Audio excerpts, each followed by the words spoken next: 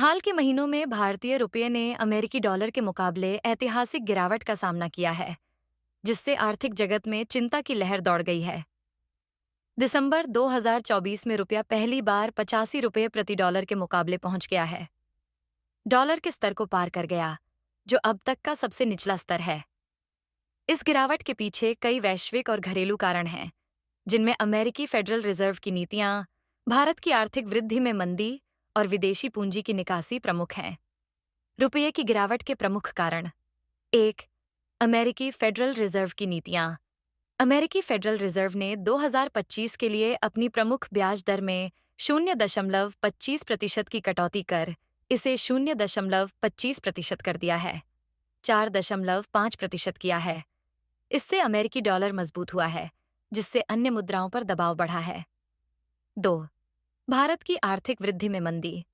वित्त वर्ष 2025 की दूसरी तिमाही में भारत की जीडीपी वृद्धि दर 5.4% रही, जो पिछले 18 महीनों में सबसे निचला स्तर है। यह आर्थिक मंदी रुपये की कमजोरी का एक प्रमुख कारण है। 3. विदेशी पूंजी की निकासी।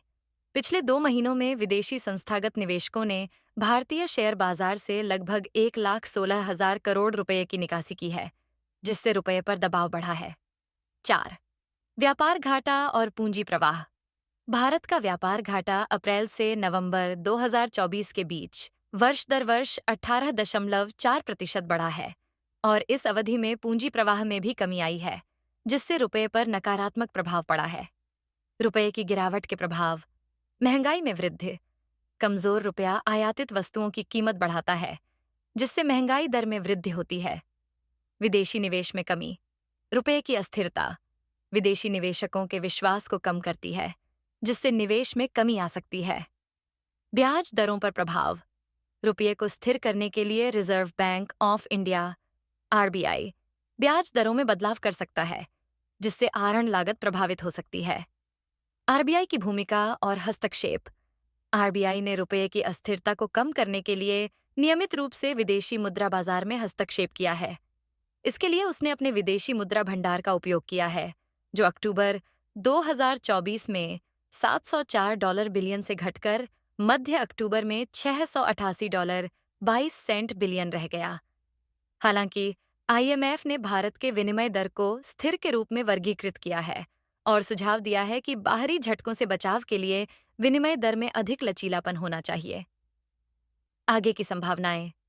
विशेषज्ञों का मानना है कि रुपये में गिरावट का सिलसिला जारी रह सकता है। आईडीएफसी के अनुसार रुपया सितंबर 2025 तक 66 रुपये प्रति डॉलर के स्तर तक पहुंच सकता है। इसके अलावा अमेरिकी व्यापार नीतियों और वैश्विक वित्तीय स्थितियों में बदलाव भी रुपये की दिशा को प्रभावित कर सकते हैं।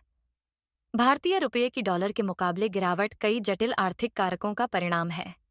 आरबीआई के हस्तक्षेप और सरकार की नीतियों के बावजूद वैश्विक आर्थिक परिस्थितियां और घरेलू आर्थिक संकेतक रुपये की स्थिरता के लिए चुनौतियां पेश कर रहे हैं।